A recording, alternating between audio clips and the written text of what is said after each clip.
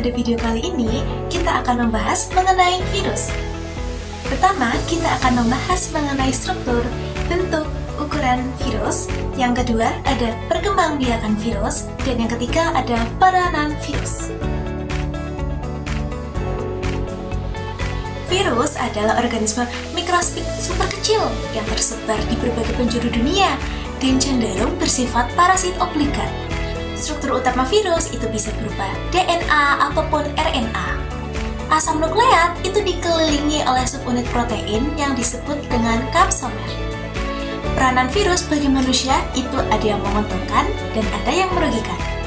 Virus yang menguntungkan dapat dimanfaatkan untuk membuat antibodi, melemahkan bakteri, dan memproduksi vaksin. Sedangkan virus yang merugikan itu dapat menyebabkan penyakit pada manusia, hewan, dan pada tumbuhan. Sejarah penemuan virus. Yang pertama ada Adolf Meyer, tahun 1883 di Jerman, mengamati penyakit bintik-bintik kuning pada daun tembakau. Kemudian menyimpulkan bahwa bakteri penyebab pada tanaman tembakau itu berukuran kecil dari bakteri yang biasanya. Kemudian Dimitri, pada tahun 1892, Dimitri asal Rusia itu melakukan percobaan dengan menyaring getah tanaman tembakau yang sakit dengan menggunakan saringan bakteri. Kemudian, dia menyimpulkan penyebab penyakit tanaman tembakau adalah bakteri patogenik yang sangat kecil atau bakteri penghasil toksin yang dapat melewati saringan. Martinus, dari Belanda pada tahun 1897, percobaan pembuktian penyebab penyakit tanaman tembakau itu bisa berkembang biak. Ternyata melalui beberapa kali pemindahan, sifat patogennya itu tidak berkurang. Kemudian dia menyebutnya sebagai virus lolos saring atau Virtable virus. Ian Wendell Meredith Stanley pada tahun 1935, seorang asal Amerika berhasil mengkristalkan partikel penyebab penyakit pada tanaman tembakau. Penyakit ini dikenal dengan nama tobacco mosaic virus. Kemudian ada ciri-ciri virus. Virus itu ukurannya sangat kecil, sehingga hanya bisa dilihat oleh mikroskop elektron. Kemudian tubuh virus itu terdiri dari selubung proton atau kapsid dan bahan inti. Bahan inti itu bisa berupa RNA dan DNA.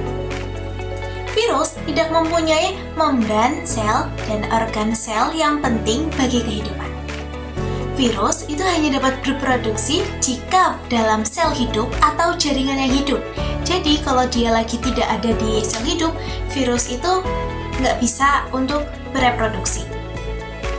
Nah, pH virus biasanya stabil pada pH 5.0 sampai 9.0. Virus dapat dikristalkan seperti benda mati.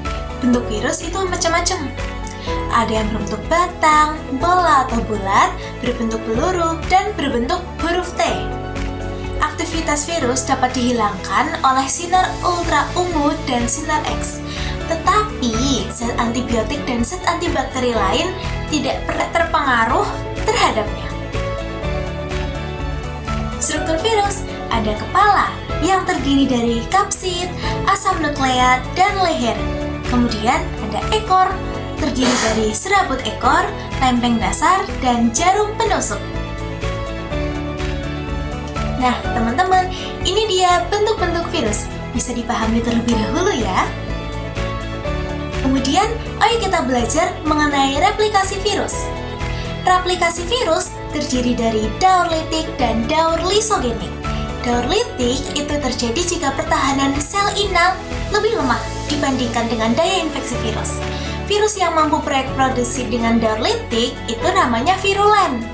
Daur litik, sel inang akan pecah dan mati, dan terbentuk virion-virion baru.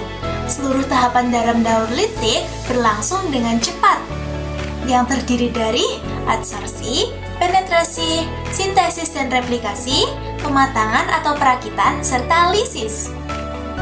Sedangkan untuk daur lisogenik terjadi jika pertahanan sel inang lebih baik dibandingkan dengan daya infeksi virus. Pada daur lisogenik, replikasi genom virus tidak menghancurkan sel inangnya.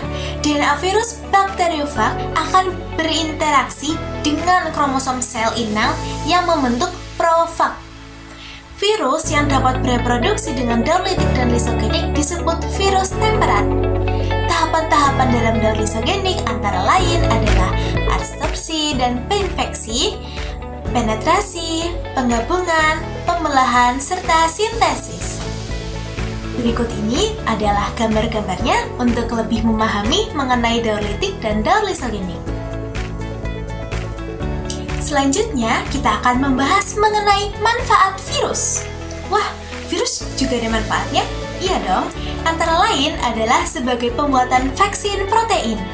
Kemudian juga bisa digunakan dalam pembuatan rekayasa genetika. Bisa juga untuk pengobatan secara biologis, pemberantasan hama tanaman, produksi interferon, dan pembuatan hormon insulin.